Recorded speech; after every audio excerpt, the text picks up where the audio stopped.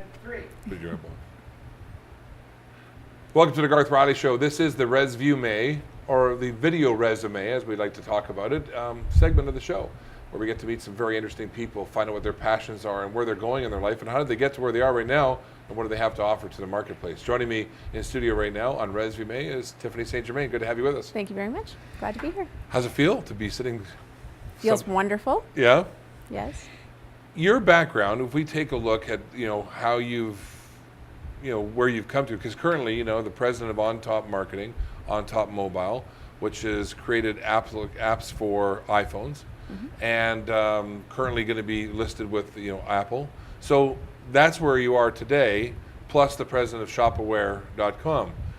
But that's kind of cool. You got here, but the It's journey, always an evolution, right? yeah, Always start somewhere. The journey to here. Yes. Started where you went after, you were went for a college paralegal.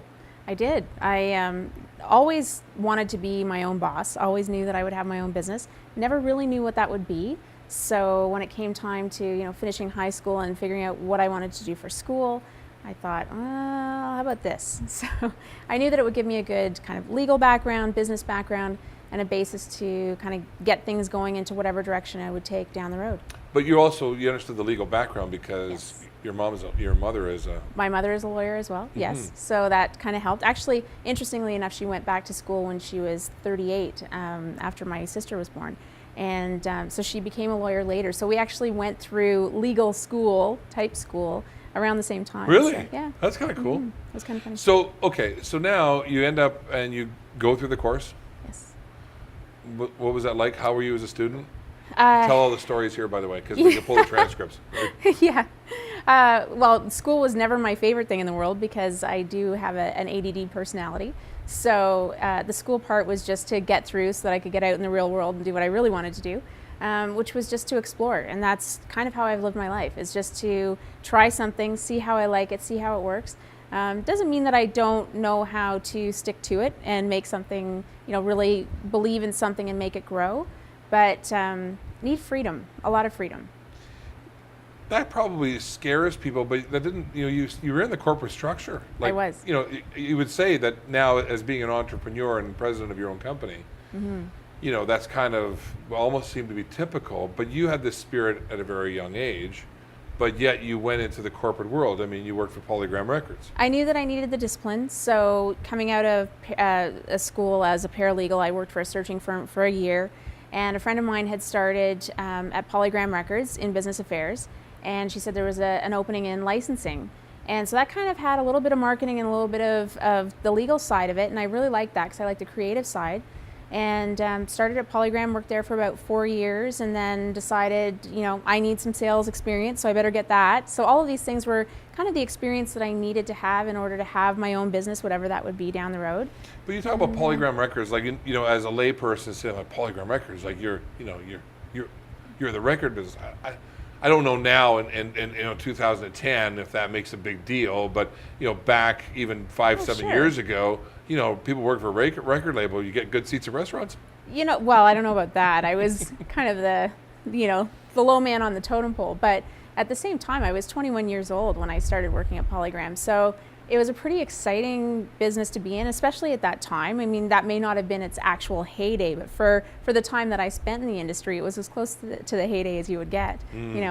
All expense Juno parties and that kind of thing. It was fun. We met lots of neat people and it was good. I spent a lot of years in the industry. I left after Polygram. I went into print sales for about a year, and as a woman in print sales, that's quite an interesting industry. I know some people that do that. It's not easy. Not easy. But it seems to attract a lot of women.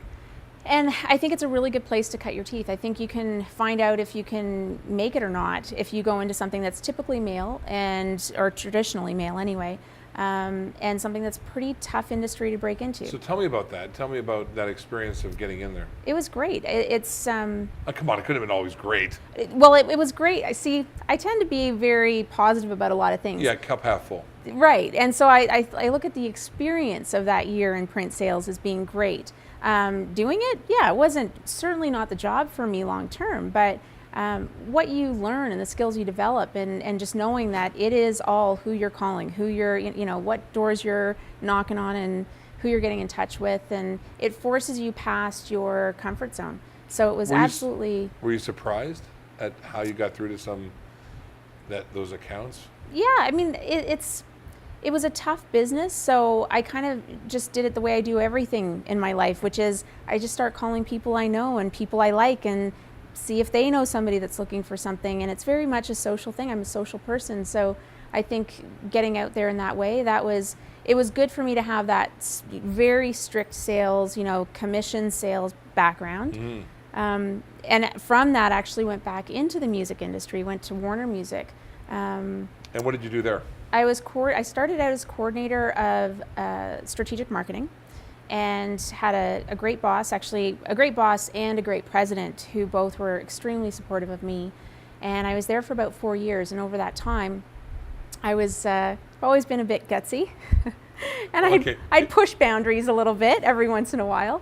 But for a woman in that, they were traditionally, they had been quite a male-oriented organization, but they were very open to my being the way that I was, and it was wonderful. Did you notice? Like, can you remember a time when you were actually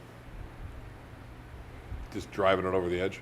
Oh yeah, I mean, oh yeah, and I knew how to drive it, but that was something that they appreciated. So, I mean, for instance, and to be honest, on a day-to-day basis, I didn't like my job, but that was only because I didn't like being, sitting at a desk with, 4 walls around me every single day. But they were very good to me. Okay. And there were certain things that were very, they're very strict there. So 8:30 mornings, you had to be there, or you get written up. I'm the type of person, I would have been working until 11:30 the night before, and I'd come in, and my boss was great. I'd walk into his office, and he's like, okay, so I have to tell you, you were 3 minutes late, but I know how much you work. I know you were here at 11:30, but it's just this structure.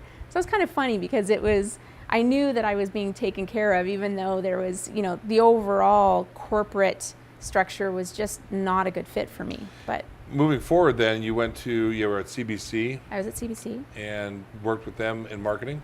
Yeah, it was actually hard to leave Warner, because they were very nurturing there, but I knew that I had a limited lifespan there. Gary Newman, who was the president at the time, and Alan Fletcher, who was my boss, they were so supportive. So when I did finally come to them and say, look, I'm going to CBC, because a year before that I had been offered another job in the magazine business, and I went to them, and it was perhaps strategically timed during a big album release, Big Shiny Tunes, which was the largest compilation in Canada at the time, and I went to them and I said, I've been offered this other job, and I knew that, my boss had been fighting for me for a long time to get a promotion and blah, blah, and it wasn't happening because of the powers that be, or whatever the situation might be. And I may have forced their hand a little bit, and I did. I was promoted at Warner, so I became manager of that department, and was able to I was given the autonomy to build a few other things. So hang on, we're going to go off to break. We're going to come back and talk about how you wrapped up at Warner, and then how you slid into CBC, or how you charged the door. I'm not sure, but I want to hear the story. Okay. All right, stay with us when the ResVIEWme of Tiffany St Germain continues right after this.